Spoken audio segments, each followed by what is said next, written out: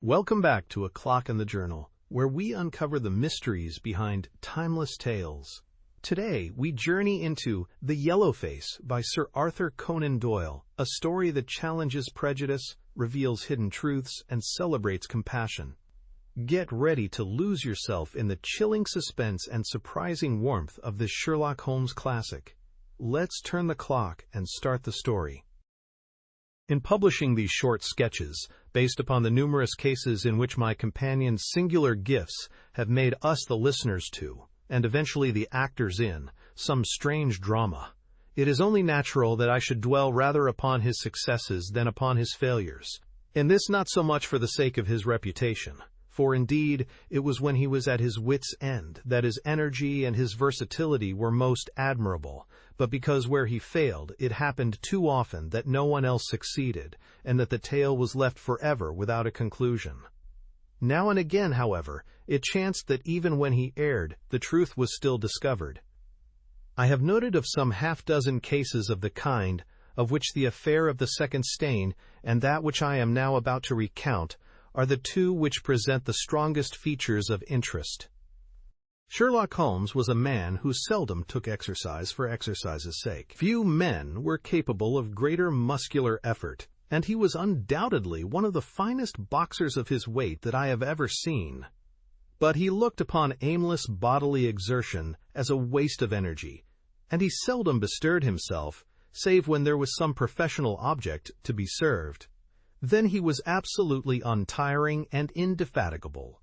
That he should have kept himself in training under such circumstances is remarkable, but his diet was usually of the sparest, and his habits were simple to the verge of austerity. Save for the occasional use of cocaine, he had no vices, and he only turned to the drug as a protest against the monotony of existence, when cases were scanty and the papers uninteresting. One day in early spring he had so far relaxed as to go for a walk with me in the park, where the first faint shoots of green were breaking out upon the elms, and the sticky spearheads of the chestnuts were just beginning to burst into their fivefold leaves. For 2 hours we rambled about together, in silence for the most part, as befits two men who know each other intimately. It was nearly 5 before we were back in Baker Street once more. "Beg pardon, sir," said our page boy as he opened the door. "There's been a gentleman here asking for you, sir." Holmes glanced reproachfully at me. "So much for afternoon walks," said he. "Has this gentleman gone, then?" "Yes, sir." "Didn't you ask him in?" "Yes, sir. He came in." "How long did he wait?" "Half an hour, sir. He was a very restless gentleman, sir, a walkin' and a stampin' all the time he was here. I was waiting outside the door, sir, and I could hear him. At last he outs into the passage, and he cries, 'Is that man never going to come?' Those were his very words, sir. 'You'll only need to wait a little longer,' says I. 'Then I'll wait in the open air, for I feel half choked,' says he. 'I'll be back before long.' And with that he ups and he outs, and all I could say wouldn't hold him back." "Well, well, you did your best," said Holmes, as we walked into our room. "It's very annoying, though, Watson. I was badly in need of a case, and this looks, from the man's impatience, as if it were of importance. Halloa! That's not your pipe on the table. He must have left his behind him. A nice old briar with a good long stem of what the tobacconists call amber. I wonder how many real amber mouthpieces there are in London. Some people think that a fly in it is a sign. Well, he must have been disturbed in his mind to leave a pipe behind him which he evidently values highly." "How do you know that he values it highly?" I asked. "Well, I should put the original cost of the pipe at 7 and 6 pence. Now it has, you see, been twice mended, once in the wooden stem and once in the amber. Each of these mends, done as you observe with silver bands, must have cost more than the pipe did originally. The man must value the pipe highly when he prefers to patch it up rather than buy a new one with the same money." "Anything else?" I asked, for Holmes was turning the pipe about in his hand and staring at it in his peculiar pensive way. He held it up and tapped on it with his long, thin forefinger, as a professor might who was lecturing on a bone. "Pipes are occasionally of extraordinary interest," said he. "Nothing has more individuality, save perhaps watches and bootlaces. The indications here, however, are neither very marked nor very important. The owner is obviously a muscular man, left-handed, with an excellent set of teeth, careless in his habits, and with no need to practice economy. My friend threw out the information in a very offhand way, but I saw that he cocked his eye at me to see if I had followed his reasoning. "You think a man must be well-to-do if he smokes a 7-shilling pipe," said I. "This is Grosvenor mixture at 8 pence an ounce," Holmes answered, knocking a little out on his palm. "As he might get an excellent smoke for half the price, he has no need to practice economy." "And the other points?" "He has been in the habit of lighting his pipe at lamps and gas jets. You can see that it is quite charred all down one side. Of course a match could not have done that. Why should a man hold a match to the side of his pipe? But you cannot light it at a lamp without getting the bowl charred, and it is all on the right side of the pipe. From that I gather that he is a left-handed man. You hold your own pipe to the lamp, and see how naturally you, being right-handed, hold the left side to the flame. You might do it once the other way, but not as a constancy. This has always been held so. Then he has bitten through his amber. It takes a muscular, energetic fellow, and one with a good set of teeth, to do that. But if I am not mistaken, I hear him upon the stair, so we shall have something more interesting than his pipe to study." An instant later our door opened, and a tall young man entered the room. He was well, but quietly dressed in a dark gray suit, and carried a brown wide-awake in his hand. I should have put him at about 30, though he was really some years older. "I beg your pardon," said he, with some embarrassment. "I suppose I should have knocked." "Yes, of course I should have knocked. The fact is that I am a little upset, and you must put it all down to that." He passed his hand over his forehead like a man who is half-dazed, and then fell rather than sat down upon a chair. "I can see that you have not slept for a night or two," said Holmes in his easy, genial way. "That tries a man's nerves more than work, and more even than pleasure. May I ask how I can help you?" "I wanted your advice, sir. I don't know what to do, and my whole life seems to have gone to pieces." "You wish to employ me as a consulting detective?" "Not that only. I want your opinion as a judicious man, as a man of the world. I want to know what I ought to do next. I hope to God you'll be able to tell me." He spoke in little, sharp, jerky outbursts, and it seemed to me that to speak at all was very painful to him, and that his will all through was overriding his inclinations. "It's a very delicate thing," said he. "One does not like to speak of one's domestic affairs to strangers. It seems dreadful to discuss the conduct of one's wife with 2 men whom I have never seen before. It's horrible to have to do it, but I've got to the end of my tether, and I must have advice." "My dear Mr. Grant Munro," began Holmes. Our visitor sprang from his chair. "What?" he cried. "You know my name?" "If you wish to preserve your incognito," said Holmes, smiling, "I would suggest that you cease to write your name upon the lining of your hat, or else that you turn the crown towards the person whom you are addressing.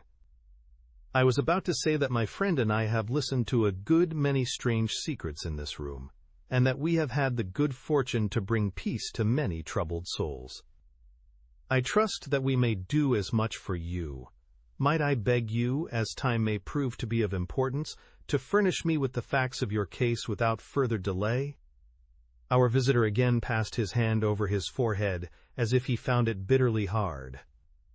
From every gesture and expression I could see that he was a reserved, self-contained man, with a dash of pride in his nature, more likely to hide his wounds than to expose them. Then suddenly, with a fierce gesture of his closed hand, like one who throws reserve to the winds, he began. "The facts are these, Mr. Holmes," said he. "I am a married man, and have been so for 3 years. During that time my wife and I have loved each other as fondly, and lived as happily as any two that ever were joined. We have not had a difference, not one, in thought or word or deed. And now, since last Monday, there has suddenly sprung up a barrier between us, and I find that there is something in her life, and in her thought, of which I know as little as if she were the woman who brushes by me in the street. We are estranged, and I want to know why. Now there is one thing that I want to impress upon you before I go any further, Mr. Holmes. Effie loves me, Don't let there be any mistake about that. She loves me with her whole heart and soul, and never more than now. I know it. I feel it. I don't want to argue about that. A man can tell easily enough when a woman loves him. But there's this secret between us, and we can never be the same until it is cleared. Kindly let me have the facts, Mr. Monroe, said Holmes with some impatience. I'll tell you what I know about Effie's history. She was a widow when I met her first, though quite young, only 25. Her name then was Mrs. Hebron. She went out to America when she was young, and lived in the town of Atlanta, where she married this Hebron, who was a lawyer with a good practice. They had one child, but the yellow fever broke out badly in the place, and both husband and child died of it. I have seen his death certificate. This sickened her of America, and she came back to live with a maiden aunt at Pinner, in Middlesex. I may mention that her husband had left her comfortably off, and that she had a capital of about £4,500, which had been so well invested by him that it returned an average of 7%. She had only been 6 months at Pinner when I met her. We fell in love with each other, and we married a few weeks afterwards. I am a hop merchant myself, and as I have an income of £700 or £800, we found ourselves comfortably off, and took a nice £80-a-year villa at Norbury. Our little place was very countrified, considering that it is so close to town. We had an inn, and 2 houses a little above us, and a single cottage at the other side of the field which faces us, and except those, there were no houses until you got halfway to the station. My business took me into town at certain seasons, but in summer I had less to do, and then in our country home my wife and I were just as happy as could be wished. I tell you that there never was a shadow between us until this accursed affair began. There's one thing I ought to tell you before I go further. When we married, my wife made over all her property to me, rather against my will, for I saw how awkward it would be if my business affairs went wrong. However, she would have it so, and it was done. Well, about 6 weeks ago she came to me. "Jack," said she, "when you took my money, you said that if ever I wanted any, I was to ask you for it." "Certainly," said I, "it's all your own." "Well," said she, "I want £100. I was a bit staggered at this, for I had imagined it was simply a new dress or something of the kind that she was after. "What on earth for?" I asked. "Oh," said she, in her playful way, "you said that you were only my banker, and bankers never ask questions, you know." "If you really mean it, of course you shall have the money," said I. "Oh yes, I really mean it." "And you won't tell me what you want it for?" "Some day, perhaps, but not just at present, Jack." So I had to be content with that, though it was the first time that there had ever been any secret between us. I gave her a check, and I never thought any more of the matter. It may have nothing to do with what came afterwards, but I thought it only right to mention it. Well, I told you just now that there is a cottage not far from our house. There is just a field between us, but to reach it you have to go along the road and then turn down a lane. Just beyond it is a nice little grove of Scotch firs, and I used to be very fond of strolling down there, for trees are always a neighborly kind of things. The cottage had been standing empty this 8 months, and it was a pity, for it was a pretty 2-storied place, with an old-fashioned porch and honeysuckle about it. I have stood many a time and thought what a neat little homestead it would make. Well, last Monday evening I was taking a stroll down that way, when I met an empty van coming up the lane, and saw a pile of carpets and things lying about on the grass plot beside the porch. It was clear that the cottage had at last been let. I walked past it, and wondered what sort of folk they were who had come to live so near us. And as I looked, I suddenly became aware that a face was watching me out of one of the upper windows. I don't know what there was about that face, Mr. Holmes, but it seemed to send a chill right down my back. I was some little way off, so that I could not make out the features, but there was something unnatural and inhuman about the face. That was the impression that I had, and I moved quickly forwards to get a nearer view of the person who was watching me. But as I did so, the face suddenly disappeared, so suddenly that it seemed to have been plucked away into the darkness of the room. I stood for 5 minutes thinking the business over, and trying to analyze my impressions. I could not tell if the face were that of a man or a woman. It had been too far from me for that. But its color was what had impressed me most. It was of a livid chalky white, and with something set and rigid about it, which was shockingly unnatural. So disturbed was I that I determined to see a little more of the new inmates of the cottage. I approached and knocked at the door, which was instantly opened by a tall, gaunt woman with a harsh, forbidding face. "What may you be wantin'?" she asked in a northern accent. "I am your neighbor over yonder," said I, nodding towards my house. "I see that you have only just moved in, so I thought that if I could be of any help to you in any—" "Aye, we'll just ask ye when we want ye," said she, and shut the door in my face. Annoyed at the churlish rebuff, I turned my back and walked home. All evening, though I tried to think of other things, my mind would still turn to the apparition at the window and the rudeness of the woman. I determined to say nothing about the former to my wife, for she is a nervous, highly strung woman, and I had no wish that she would share the unpleasant impression which had been produced upon myself. I remarked to her, however, before I fell asleep, that the cottage was now occupied, to which she returned no reply. I am usually an extremely sound sleeper. It has been a standing jest in the family that nothing could ever wake me during the night. And yet somehow on that particular night, whether it may have been the slight excitement produced by my little adventure or not, I know not, but I slept much more lightly than usual. Half in my dreams I was dimly conscious that something was going on in the room, and gradually became aware that my wife had dressed herself and was slipping on her mantle and her bonnet. My lips were parted to murmur out some sleepy words of surprise or remonstrance at this untimely preparation, when suddenly my half-opened eyes fell upon her face, illuminated by the candlelight, and astonishment held me dumb. She wore an expression such as I had never seen before, such as I should have thought her incapable of assuming. She was deadly pale and breathing fast, glancing furtively towards the bed as she fastened her mantle, to see if she had disturbed me. Then, thinking that I was still asleep, she slipped noiselessly from the room, and an instant later I heard a sharp creaking which could only come from the hinges of the front door. I sat up in bed and rapped my knuckles against the rail to make certain that I was truly awake. Then I took my watch from under the pillow. It was 3 a.m. What on this earth could my wife be doing out on the country road at 3 a.m? I had sat for about 20 minutes turning the thing over in my mind and trying to find some possible explanation. The more I thought, the more extraordinary and inexplicable did it appear. I was still puzzling over it when I heard the door gently close again and her footsteps coming up the stairs. "Where in the world have you been, Effie?" I asked as she entered. She gave a violent start and a kind of gasping cry when I spoke, and that cry and start troubled me more than all the rest, for there was something indescribably guilty about them. My wife had always been a woman of a frank, open nature, and it gave me a chill to see her slinking into her own room, and crying out and wincing when her own husband spoke to her. "You awake, Jack?" she cried with a nervous laugh. "Why, I thought that nothing could awake you."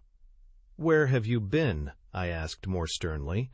"I don't wonder that you are surprised," said she, and I could see that her fingers were trembling as she undid the fastenings of her mantle. "Why, I never remember having done such a thing in my life before. The fact is that I felt as though I were choking, and had a perfect longing for a breath of fresh air. I really think that I should have fainted if I had not gone out. I stood at the door for a few minutes, and now I am quite myself again." All the time that she was telling me this story she never once looked in my direction, and her voice was quite unlike her usual tones. It was evident to me that she was saying what was false. I said nothing in reply, but turned my face to the wall, sick at heart, with my mind filled with 1,000 venomous doubts and suspicions. What was it that my wife was concealing from me? Where had she been during that strange expedition? I felt that I should have no peace until I knew, and yet I shrank from asking her again after once she had told me what was false. All the rest of the night I tossed and tumbled, framing theory after theory, each more unlikely than the last. I should have gone to the city that day, but I was too disturbed in my mind to be able to pay attention to business matters. My wife seemed to be as upset as myself, and I could see from the little questioning glances which she kept shooting at me that she understood that I disbelieved her statement, and that she was at her wit's end what to do. We hardly exchanged a word during breakfast, and immediately afterwards I went out for a walk, that I might think the matter out in the fresh morning air. I went as far as the Crystal Palace, spent an hour in the grounds, and was back in Norbury by 1 o'clock. It happened that my way took me past the cottage, and I stopped for an instant to look at the windows, and to see if I could catch a glimpse of the strange face which had looked out at me on the day before. As I stood there, imagine my surprise, Mr. Holmes, when the door suddenly opened and my wife walked out.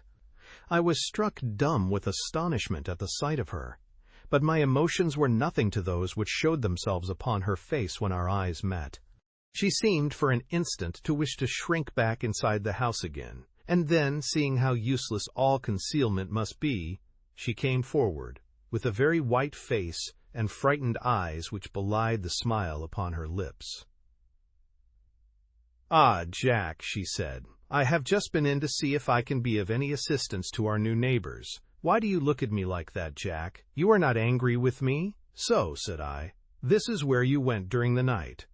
"What do you mean?" she cried. "You came here. I am sure of it. Who are these people, that you should visit them at such an hour?" "I have not been here before." "How can you tell me what you know is false?" I cried. "Your very voice changes as you speak. When have I ever had a secret from you? I shall enter that cottage and I shall probe the matter to the bottom." "No, no, Jack, for God's sake," she gasped, in uncontrollable emotion. Then, as I approached the door, she seized my sleeve and pulled me back with convulsive strength. "I implore you not to do this, Jack," she cried. "I swear that I will tell you everything some day, but nothing but misery can come of it if you enter that cottage." Then, as I tried to shake her off, she clung to me in a frenzy of entreaty. "Trust me, Jack," she cried. "Trust me only this once. You will never have cause to regret it.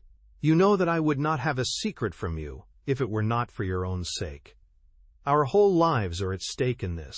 If you come home with me, all will be well. If you force your way into that cottage, all is over between us." There was such earnestness, such despair in her manner, that her words arrested me, and I stood irresolute before the door. "I will trust you on one condition, and on one condition only," said I at last. "It is that this mystery comes to an end from now. You are at liberty to preserve your secret, but you must promise me that there shall be no more nightly visits, no more doings which are kept from my knowledge. I am willing to forget those which are past if you will promise that there shall be no more in the future." "I was sure that you would trust me," she cried with a great sigh of relief. "It shall be just as you wish. Come away. Oh, come away up to the house." Still pulling at my sleeve, she led me away from the cottage. As we went, I glanced back, and there was that yellow, livid face watching us out of the upper window. What link could there be between that creature and my wife? Or how could the coarse, rough woman whom I had seen the day before be connected with her? It was a strange puzzle, and yet I knew that my mind could never know ease again until I had solved it. For 2 days after this I stayed at home, and my wife appeared to abide loyally by our engagement, for as far as I know, she never stirred out of the house. On the 3rd day, however, I had ample evidence that her solemn promise was not enough to hold her back from this secret influence which drew her away from her husband and her duty. I had gone into town on that day, but I returned by the 2:40 instead of the 3:36, which is my usual train. As I entered the house, the maid ran into the hall with a startled face. "Where is your mistress?" I asked. "I think that she has gone out for a walk," she answered. My mind was instantly filled with suspicion. I rushed upstairs to make sure that she was not in the house. As I did so, I happened to glance out of one of the upper windows, and saw the maid with whom I had just been speaking running across the field in the direction of the cottage. Then, of course, I saw exactly what it all meant. My wife had gone over there, and had asked the servant to call her if I should return. Tingling with anger, I rushed down and hurried across, determined to end the matter once and forever. I saw my wife and the maid hurrying back along the lane. but I did not stop to speak with them. In the cottage lay the secret which was casting a shadow over my life. I vowed that, come what might, it should be a secret no longer. I did not even knock when I reached it, but turned the handle and rushed into the passage. It was all still and quiet upon the ground floor. In the kitchen a kettle was singing on the fire, and a large black cat lay coiled up in the basket. But there was no sign of the woman whom I had seen before. I ran into the other room, but it was equally deserted. Then I rushed up the stairs, only to find 2 other rooms empty and deserted at the top. There was no one at all in the whole house. The furniture and pictures were of the most common and vulgar description, save in the one chamber at the window of which I had seen the strange face. That was comfortable and elegant, and all my suspicions rose into a fierce, bitter flame when I saw that on the mantelpiece stood a copy of a full-length photograph of my wife, which had been taken at my request only 3 months ago. I stayed long enough to make certain that the house was absolutely empty. Then I left it, feeling a weight at my heart such as I had never had before. My wife came out into the hall as I entered my house, but I was too hurt and angry to speak with her, and pushing past her, I made my way into my study. She followed me, however, before I could close the door. "I am sorry that I broke my promise, Jack," said she, "but if you knew all the circumstances, I am sure that you would forgive me." "Tell me everything, then," said I. "I cannot, Jack, I cannot," she cried, "until you tell me who it is that has been living in that cottage, and who it is to whom you have given that photograph. There can never be any confidence between us," said I, and breaking away from her, I left the house. That was yesterday, Mr. Holmes, and I have not seen her since, nor do I know anything more about this strange business. It is the first shadow that has come between us, and it has so shaken me that I do not know what I should do for the best. Suddenly this morning it occurred to me that you were the man to advise me, so I have hurried to you now, and I place myself unreservedly in your hands. If there is any point which I have not made clear, pray question me about it.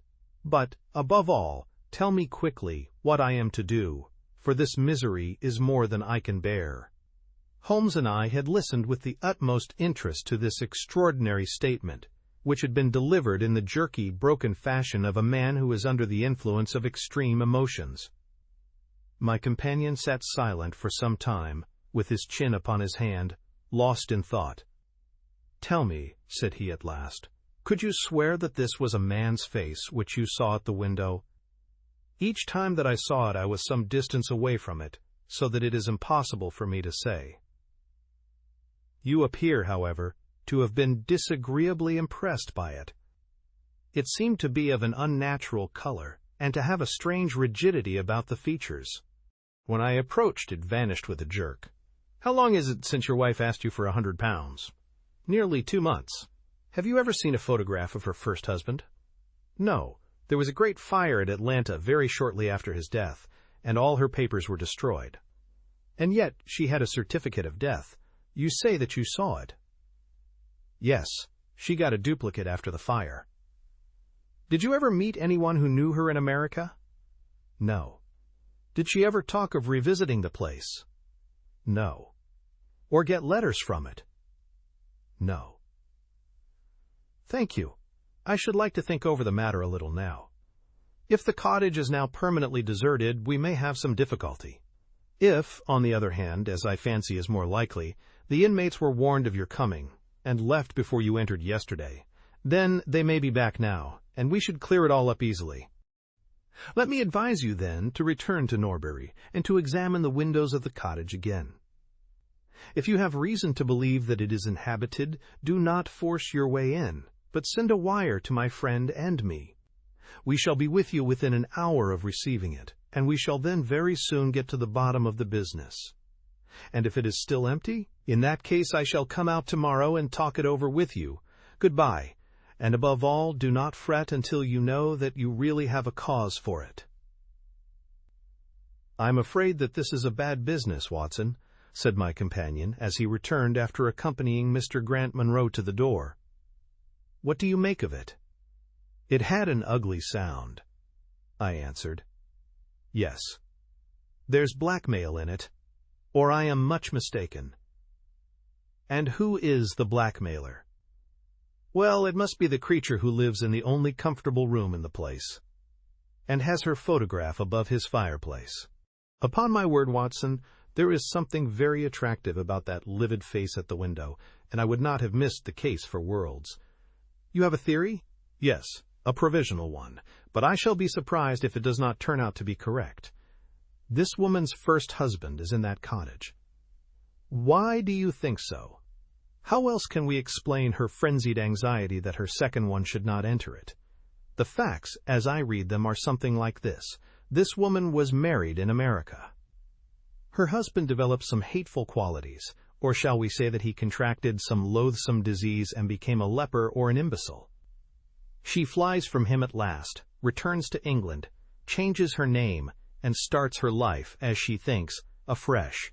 She has been married 3 years, and believes that her position is quite secure, having shown her husband the death certificate of some man whose name she has assumed, when suddenly her whereabouts is discovered by her first husband, or, we may suppose, by some unscrupulous woman who has attached herself to the invalid. They write to the wife, and threaten to come and expose her. She asks for £100, and endeavors to buy them off. They come in spite of it. And when the husband mentions casually to the wife that there are newcomers in the cottage, she knows in some way that they are her pursuers. She waits until her husband is asleep, and then she rushes down to endeavor to persuade them to leave her in peace. Having no success, she goes again next morning, and her husband meets her, as he has told us, as she comes out. She promises him then not to go there again. But 2 days afterwards the hope of getting rid of those dreadful neighbors was too strong for her, and she made another attempt, taking down with her the photograph which had probably been demanded from her. In the midst of this interview the maid rushed in to say that the master had come home, on which the wife, knowing that he would come straight down to the cottage, hurried the inmates out at the back door, into the grove of fir trees probably, which was mentioned as standing near. In this way he found the place deserted. I shall be very much surprised, however, if it is still so when he reconnoiters it this evening. What do you think of my theory? It is all surmise, but at least it covers all the facts. When new facts come to our knowledge which cannot be covered by it, it will be time enough to reconsider it. We can do nothing more until we have a message from our friend at Norbury. But we had not a very long time to wait for that. It came just as we had finished our tea. The cottage is still tenanted, it said. Have seen the face again at the window. Will meet the 7 o'clock train, and will take no steps until you arrive. He was waiting on the platform when we stepped out, and we could see in the light of the station lamps that he was very pale and quivering with agitation. They are still there, Mr. Holmes, said he, laying his hand hard upon my friend's sleeve. I saw lights in the cottage as I came down. We shall settle it now once and for all. What is your plan, then? Asked Holmes, as he walked down the dark tree-lined road. I am going to force my way in and see for myself who is in the house. I wish you both to be there as witnesses. You are quite determined to do this, in spite of your wife's warning that it is better that you should not solve the mystery. Yes, I am determined. Well, I think that you are in the right. Any truth is better than indefinite doubt. We had better go up at once. Of course, legally, we are putting ourselves hopelessly in the wrong, but I think that it is worth it. It was a very dark night, and a thin rain began to fall as we turned from the high road into a narrow lane, deeply rutted, with hedges on either side. Mr. Grant Munro pushed impatiently forward, however, and we stumbled after him as best we could. There are the lights of my house, he murmured, pointing to a glimmer among the trees. And here is the cottage which I am going to enter. We turned a corner in the lane as he spoke, and there was the building close beside us. A yellow bar falling across the black foreground showed that the door was not quite closed, and one window in the upper story was brightly illuminated. As we looked, we saw a dark blur moving across the blind. "There is that creature!" cried Grant Munro. "You can see for yourselves that someone is there. Now follow me, and we shall soon know all." We approached the door, but suddenly a woman appeared out of the shadow and stood in the golden track of the lamplight. I could not see her face in the darkness, but her arms were thrown out in an attitude of entreaty. "For God's sake, don't, Jack!" she cried. "I had a presentiment that you would come this evening. Think better of it, dear. Trust me again, and you will never have cause to regret it." "I have trusted you too long, Effie," he cried sternly. "Leave go of me. I must pass you. My friends and I are going to settle this matter once and forever." He pushed her to one side, and we followed closely after him. As he threw the door open, an old woman ran out in front of him and tried to bar his passage, but he thrust her back, and an instant afterwards we were all upon the stairs. Grant Munro rushed into the lighted room at the top, and we entered at his heels. It was a cozy, well-furnished apartment, with 2 candles burning upon the table and 2 upon the mantelpiece. In the corner, stooping over a desk, there sat what appeared to be a little girl. Her face was turned away as we entered, but we could see that she was dressed in a red frock, and that she had long white gloves on. As she whisked round to us, I gave a cry of surprise and horror. The face which she turned towards us was of the strangest livid tint, and the features were absolutely devoid of any expression. An instant later the mystery was explained. Holmes, with a laugh, passed his hand behind the child's ear.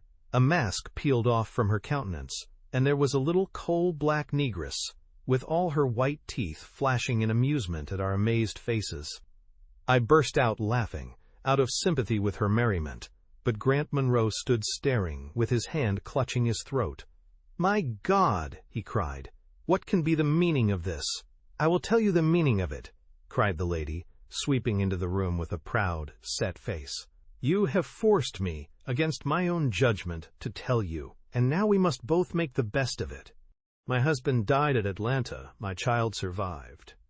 "Your child?" She drew a large silver locket from her bosom. "You have never seen this open." I understood that it did not open. She touched a spring, and the front hinged back. There was a portrait within of a man strikingly handsome and intelligent-looking, but bearing unmistakable signs upon his features of his African descent. "That is John Hebron of Atlanta," said the lady, "and a nobler man never walked the earth. I cut myself off from my race in order to wed him, but never once while he lived did I for an instant regret it. It was our misfortune that our only child took after his people rather than mine. It is often so in such matches, and little Lucy is darker far than ever her father was. But dark or fair, she is my own dear little girlie, and her mother's pet." The little creature ran across at the words and nestled up against the lady's dress.